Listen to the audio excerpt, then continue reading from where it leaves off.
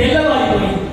తెల్లవారుగానే వారు కూర్చున్నటువంటి ఆ ఏకాంత గదికి ఓ పిట్టగోడ ఒకటి ఉంటే కాకి వచ్చి వాడిందట. అది పొద్దున్నే అరవడం మొదలుపెట్టింది. వీడు లెక్క రాస్తున్నాడు, అది కావు అని అరుస్తూ ఉన్నది. దాని అరుపులు వీడి లెక్కలు లెక్క తప్పిపోతూ ఉంటే ఈ కాకి చచ్చిపోను అన్నాడు. మొదటి వారం కాకి చచ్చిపోను అని కోరుకున్నాడు కదా. అయ్యో ఎంత పని అయిపోయింది. ఇచ్చిన 3 వారాల్లో ఒకటి అనవసరంగా కాకి మీద ప్రయోగం అయిపోయింది. ఇంట్లో ఉంటే ఇటు భార్య ఇటు కాకి గోల కాబట్టి ఊరు బయట ఎవరి ఎండ నల్లని పంట, ఎవరి ఎండలో నల్లని పంట మీద ఎక్కి కూర్చున్నాడు.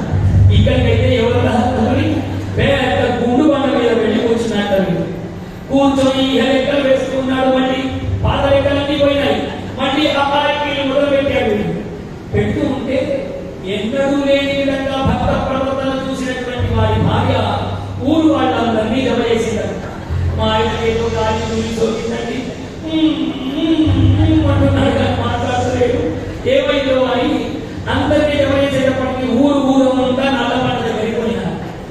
పోయి అయ్యా ఏమైందండి జమీందారు గారు ఎందుకట్లా అనగానే వీళ్ళు లెక్కలు రాస్తూ వాళ్ళందరినీ చూస్తూ ఉన్నారు. పెద్ద నిచ్చెన కూడా తెప్పించారట. ఆ బండ మీదకి ఎక్కి వాడిని కిందికి దించుదామని వాళ్ళందరూ ఎక్కుతూ ఉంటే వీళ్ళు లెక్కలు వేస్తున్నాము.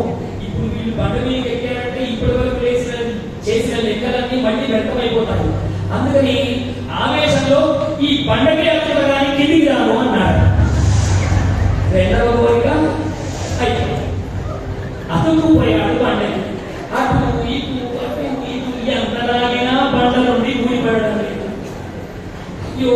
ఏడవడం మొదలు పెట్టాక ఎంత ఏడ్చాడు అంటే వాడికి అప్పుడు గుర్తు వస్తున్నాడు భగవంతుడు.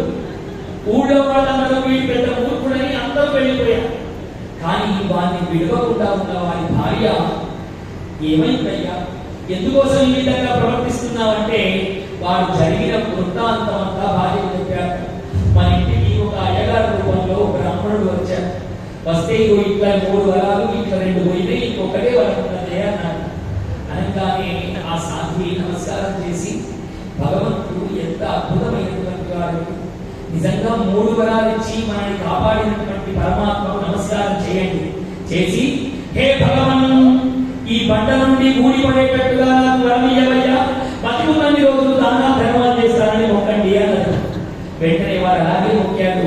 బతికున్నన్ని రోజులు కోరిన వారికి లేదనకుండా దానము ధర్మము చేశారు.